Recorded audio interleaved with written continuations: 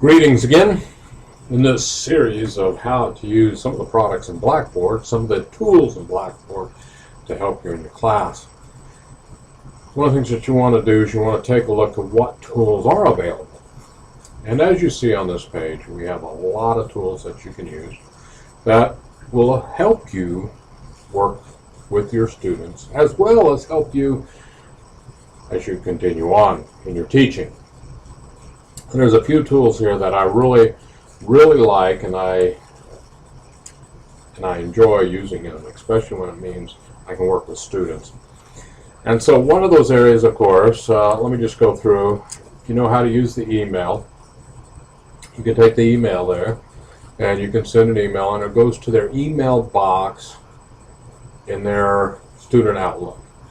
And you can also have that sent to your email account so that you're aware that that email did go out. There are some questions out there every once in a while. We get that phone call stating the fact that, how do I know the students received it? That's the reason why I always want to copy myself on it, because if I received it, my students received it. At least it was sent to their email box. Whether or not they opened their email, that's another story. And that's something that you have to set at the very beginning of class. Check your email. That's a key thing.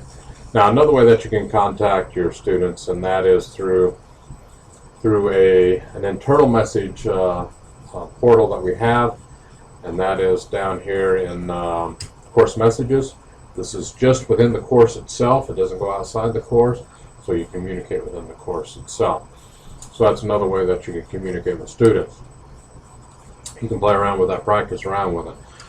If you don't have a sandbox, ask your designer for a sandbox, because I think this is one of the tools that oftentimes when I talk to faculty, they don't want to do, and I'm not sure why. This is a good way to go in there, play around. You can break it, knowing that you're not going to break it, but at least you can work around and figure out what's going to work for you and what doesn't. It's a good way to practice, see what it looks like for the students before you actually give it to the students. I like using the sandbox. Two other tools that I use extensively within the course itself. Anytime when I'm teaching, especially a course that I expect students to write, I teach philosophy online. That's one course that I teach. There's other courses I've taught online. Speech, I've taught speech online. I teach a lot of safety courses online. Art appreciation is another course that I've taught, and I've used the LMS as a tool to help support that. And so some of the things that I like to use with the students is for one, the journal. Journal's a good one if I'm wanting the students to journal, and I always encourage students to journal, is to use the journal and use that as a way of communicating. It's just their information that they journal, and then as a faculty member I can take a look at it and see what it is that they're journaling. No other students have to see it. Okay, this is just one way that they're reflective tools. It's only the student and the instructor that are able to comment to this. They can make it public. Now, let me just go through this, just kind of give you a real short view of how this is. If I want my journal to be on the subject of egoism, then I can put that information in there, and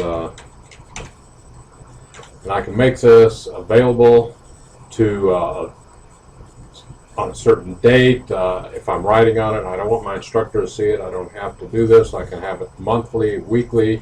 I can do this. I can allow users to edit and delete entries, allow users to link comments, permit course users to view it. And so if I'm doing a journal I really want to share it with my classmates, and I can just click on this button here. And if I'm grading this, and I may want to go ahead and put a grade point down here, again, there's all your information regarding that. And even if I have a rubrics, and this is where I'm, in this particular case, I'm creating the journal for the students to use, and from there, I'm opening what it is that I want to see. So once the student gets in there, then they may submit it. It indexes them, time freezes it for a month or a week. That allows the users to delete comments. If I want that, if the student's working on it, I want to delete that comment, they can.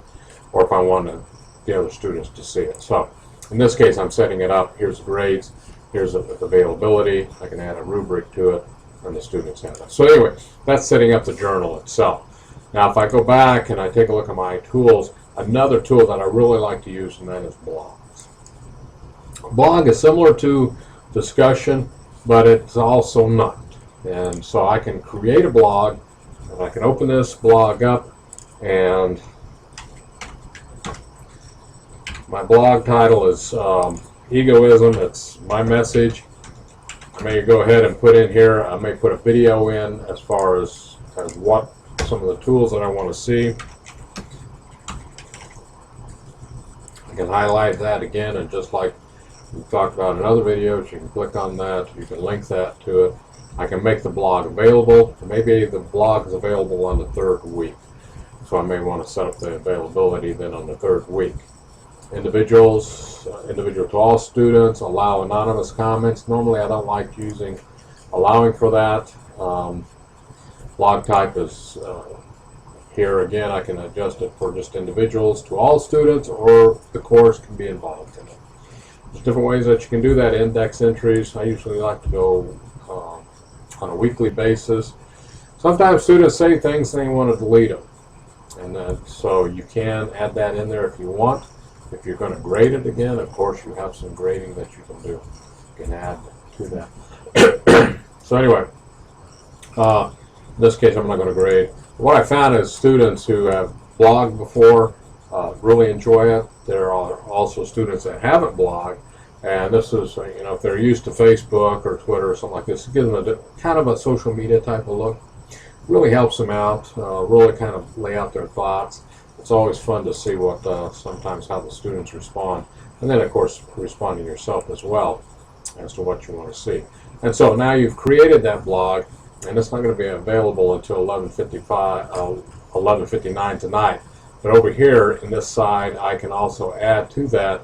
I can add, for instance, I'm going to go here, and I'm going to go to tool link, and I'm going to put under here, I'm going to find my blogs right there, and I may title it my blog is, and again I may just leave it as blog.